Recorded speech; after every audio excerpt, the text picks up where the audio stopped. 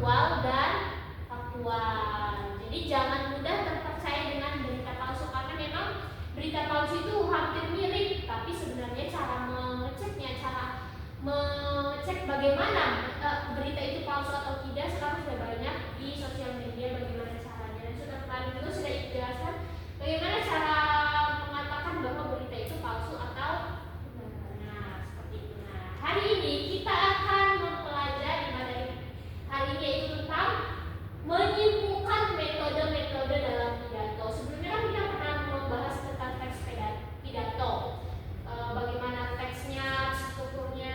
Tapi hari ini kita akan mempelajari metode-metodenya apa saja dalam membacakan sebuah pidato. Oke, ada yang bisa membacakan pengertian tentang metode pidato? Nah, silakan Maya. Pengertian metode pidato. Metode pidato adalah cara atau teknik yang digunakan seorang pembicara untuk menyampaikan isi pidatonya sehingga pesan dapat diterima dengan baik oleh audiens. Memandu metode pidato membantu pembicara memilih teknik yang paling efektif sesuai situasi. Nah, terima kasih Maya. Jadi anak ya, metode pidato adalah teknik bagaimana seseorang menyampaikan suatu pidato, bagaimana ia melakukan, menggerakkan, terus bagaimana teknik menyampaikannya sehingga pidato atau sesuatu yang ingin disampaikan dalam pidato itu tersampaikan dengan mudah dan bisa menarik perhatian audiens juga. Artinya tidak monoton. Dia harus memilih teknik metode yang tepat agar audiens itu mampu menerima pesan yang akan disampaikan oleh pembicara. Seperti itu. Nah, baik, sampai sini ada yang ditanyakan? Cukup ya. Sudah paham ya berarti pengertian metode pidato? Nah, ya. Dalam metode pidato juga ada 4 metode utama yang biasa harus dikuasai oleh para pembicara pidato. Yang pertama itu ada metode apa, Nak? Menghafal atau memorization. Biasanya dalam suatu lomba pidato itu diwajibkan untuk menggunakan teknik ini, teknik menghafal atau memorization. Kalau kita aja udah hafal isi teks pidatonya, tentu saja kita juga akan lebih mudah menyampaikan pesan yang akan disampaikan kepada audiensnya. Seperti itu. Nah, selain metode menghafal, itu ada metode membaca naskah atau manuskrip. Nah, metode yang kedua ini biasanya digunakan oleh para pejabat atau pimpinan-pimpinan dalam perusahaan. Orang-orang itu membaca pidatonya itu menggunakan naskah. Namun naskahnya tidak seperti ini, tidak dibaca seperti ini, tapi taruh tempat di bawah agar tidak terlalu terlihat oleh audiens. Tapi tetap membaca. Itu biasanya digunakan oleh pidato-pidato kenegaraan atau pidato-pidato penting yang dilakukan oleh para pejabat seperti itu. Nah, biasanya metode membaca naskah ini berisi pidato-pidato yang sangat panjang, artinya yang sulit untuk dihafal. Jadi kita menggunakan metode membaca naskah. Tapi kalau untuk dalam lomba-lomba pidato tidak boleh ya menggunakan naskah, karena akan lebih condong mengarah kepada metode menghafal untuk suatu lomba pidato. Lalu yang ketiga yaitu metode impromptu atau spontan. Nah, biasanya ini kalau seperti ada acara besar, biasanya ada beberapa orang penting lah disuruh meminta untuk sambutan. Pak, sambutan Bapak. Nah, tapi dengan tanpa ada persiapan, beliau sambutan di depan audiens, tanpa adanya teks, tanpa ada persiapan, beliau menyampaikan apa yang ingin disampaikan aja yang langsung muncul di pikiran. Itu disebut dengan metode spontan atau impromptu, seperti itu. Jadi bisa ya, dari ketiganya bisa dibedakan ya. Ada yang ditanyakan dari ketiganya? Cukup. Kita lanjut yang terakhir, yaitu metode extemporer, yaitu kerangka garis besar. Nah, metode ini yang sering banget kalian lakukan kalau kalian presentasi. Metode ini tuh mengambil poin-poin penting yang ada dalam yang akan kalian sampaikan, Misalnya kalian mau menyampaikan materi tentang teks deskripsi, kalian sampaikan bahwa teks deskripsi itu apa, strukturnya apa. Nah, itu diambil poin-poin pentingnya. Ini yang biasa dilakukan oleh anak-anak sekolah, yaitu disebut dengan presentasi. Betul sekali.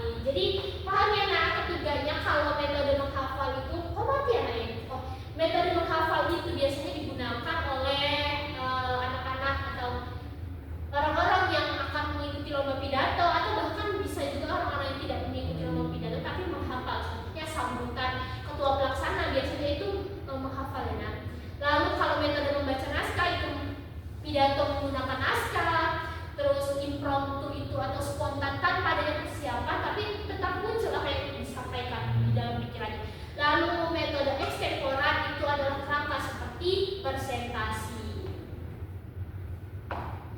Sampai sini ada yang ditanyakan, Nak? Baik, kalau saya cukup. Nah, kesimpulan umum dalam metode dalam pidato itu ada 3. Yang pertama, tidak ada metode yang paling benar, ya. Nah, tidak ada metode yang paling benar. Nah, semuanya itu bergantung tujuan audiens dan kemampuan pembicara. Kalau tujuannya untuk lomba, maka kita menggunakan pidato tanpa naskah. Kalau kita berada di negara-negaraan atau pidatonya panjang, maka kita menggunakan naskah. Tapi kalau kita tiba-tiba disuruh maju untuk melakukan pidato atau sambutan, maka kita menggunakan yang impromptu. Lalu kalau kita menggunakan metode extempore itu untuk kita melakukan presentasi, ambil poin-poin penting terkait materi apa yang akan kita sampaikan kepada audiens seperti itu. Nah, terus untuk siswa atau pembicara pemula, metode extempore sering menjadi pilihan terbaik karena fleksibel namun tetap terarah. Dan tadi yang extempore yaitu presentasi. Nah, ini lebih mengacu kepada presentasi. Lalu pemilihan metode yang tepat akan meningkatkan kejelasan pesan, daya tarik, dan efektivitas pidato. Kita juga harus menyesuaikan dari keempat metode itu. Bagaimana kita mampu menyampaikan pesan yang ingin kita sampaikan, kita harus memilih metode yang tepat dulu. Kalau tujuannya untuk menyampaikan materi yang akan kita sampaikan, maka kita ambil ya metode extempore, yaitu presentasi. Begitupun seterusnya, kita sesuaikan materi yang akan kita sampaikan dengan metode yang akan kita gunakan. Nah, sampai sini ada yang ingin ditanyakan? Cukup ya. Nah, ini adalah tugas untuk kalian berkelompok ya, tenang saja. Bentuk kelompok dulu, nanti gue akan jelaskan. Nah, jadi anak ya, kalian cari satu judul pidato, boleh apa saja tentang lingkungan sekolah, kenakalan remaja, disiplin belajar, etika bermedia sosial, kebersihan dan kesehatan, bebas apa saja yang penting tidak mengandung sara ya, tidak mengandung penghinaan atau sara. Lalu kan tadi sudah dijelaskan ada 4 metode. Nah, setiap kelompok itu wajib memilih satu metode. Apa yang mau disampaikan? Misalnya membaca naskah, temanya bebas. Kalau misalnya mau ngambil metode membaca naskah, satu perwakilan kelompok akan maju satu aja akan maju menggunakan metode menghafal, membaca naskah, impromptu atau extempore, terserah memilih yang mana. Nanti dipilih ya dari kelompok itu. Cara kerjanya begini. Nah, pertama tentukan tema, lalu cari materinya. Itu beda-beda ya, Naya. Jadi ada yang menentukan tema dan menyiapkan materi, ada yang mencatat, dan ada yang mempresentasikan atau menyampaikan benar. Jadi semuanya saling bekerja. Kalau yang tidak ada yang bekerja, bilang ibu ya. Sudah paham sampai sini tugasnya? Paham, Ibu. Jadi temanya bebas apa saja, baru kalian pilih salah satu metodenya, terus maju salah satu perwakilan untuk baca di depan sini. Sudah paham? Baik, silakan dikerjakan. Berapa menit ya? 25 menit ya, cukup ya, Nak ya? Baik, silakan Nak dikerjakan.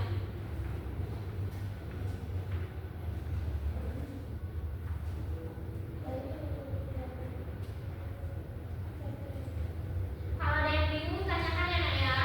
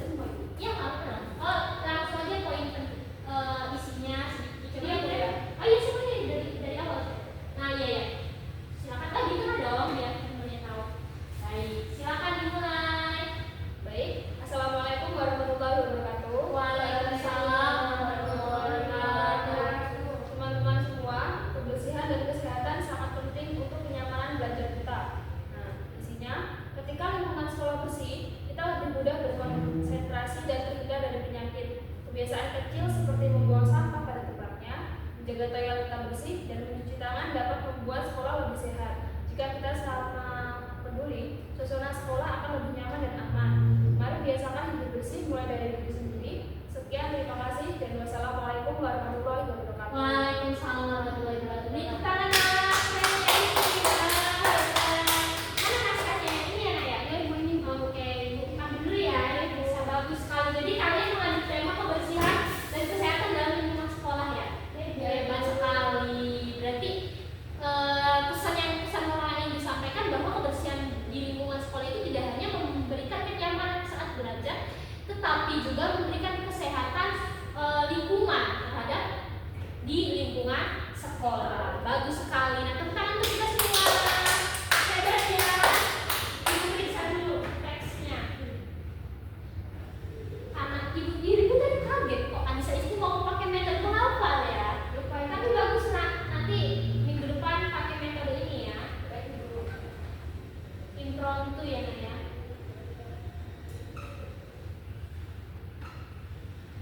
Bagus. Siapa yang mencari materi?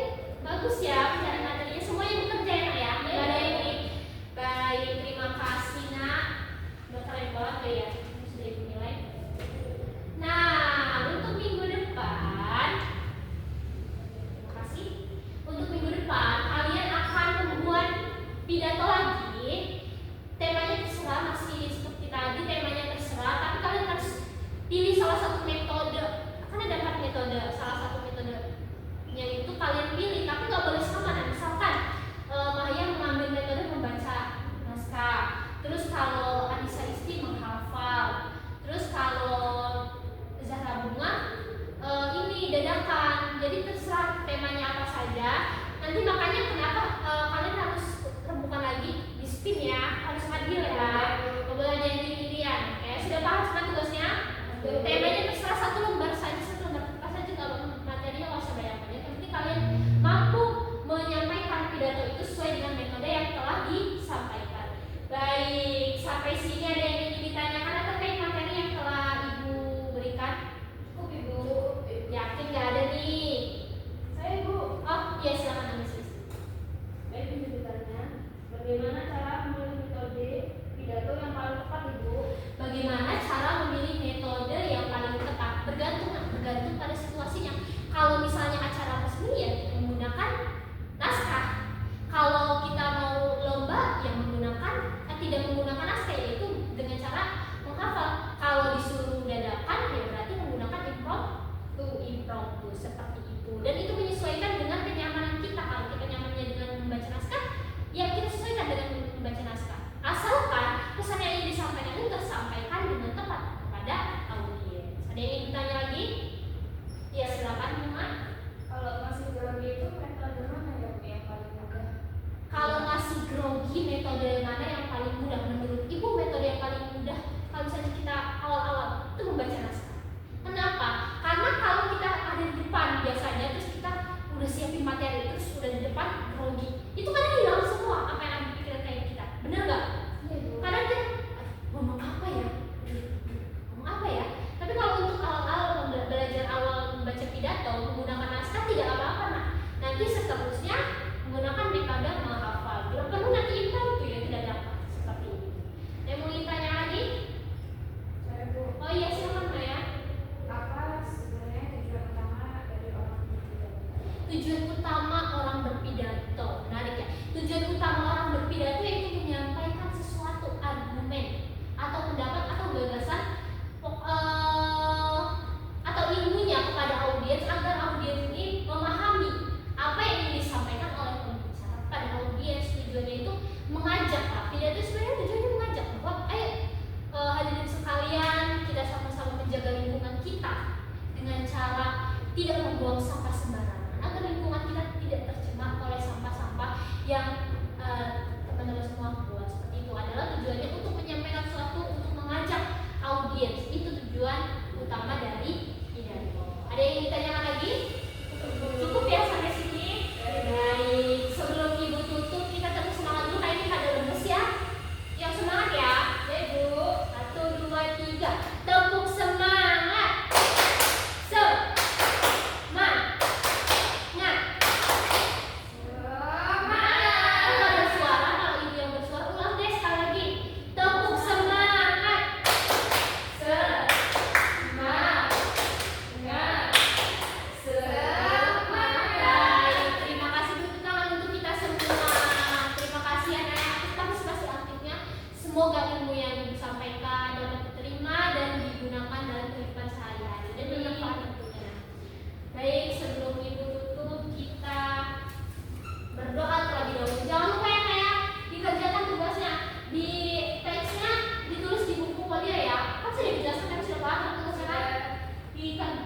di buku folio, selembarnya kalau nggak buku besar dirobek kata-katanya itu ya.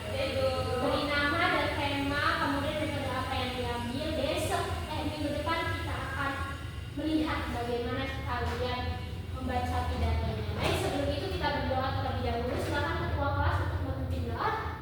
Baik teman-teman, sebelum kita mengakhiri pembelajaran hari ini, mari kita berdoa terlebih dahulu. Berdoa mulai. Doa selesai.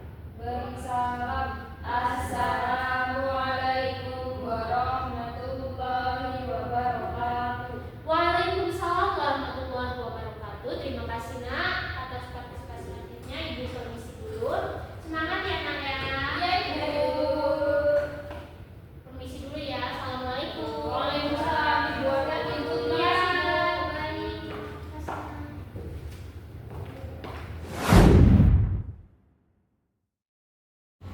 Di sini saya berkesempatan untuk memberikan penilaian observasi mengajar kelompok kecil dan individual dengan nama calon guru Solehati dengan NPM 2313041026 dengan topik materi metode dalam pidato.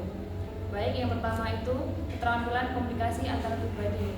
Jadi Ibu Solehati sudah baik dalam memberikan menunjukkan kehangatan, menunjukkan kepekaan, mendengarkan, merespon, kemudian membangun hubungan untuk saling mengerti, mendukung, membantu, mengerti perasaan siswa dan menangani emosi siswa. Kemudian itu ada keterampilan merencanakan dan melaksanakan pembelajaran. Ibu Solehati sudah cukup baik memberikan tujuan, kemudian merencanakan kegiatan, memberikan nasihat, kemudian yang terakhir membantu menilai. Nah, kemudian yang ketiga terdapat cek kesiapan rencana pembelajaran. Ibu Solehati sudah memberikan kejelasan terhadap kegiatan tiap siswa. Kemudian ada penyediaan alat, penyediaan sumber, dan cara membantu siswa. Kemudian Ibu Solehati juga sudah memberikan pendekatan guru, yaitu menyenangkan, menantang siswa berpikir, mendorong pendapat siswa, dan mendorong penyelesaian tugas. Mungkin itu saja yang dapat saya sampaikan. Terima kasih.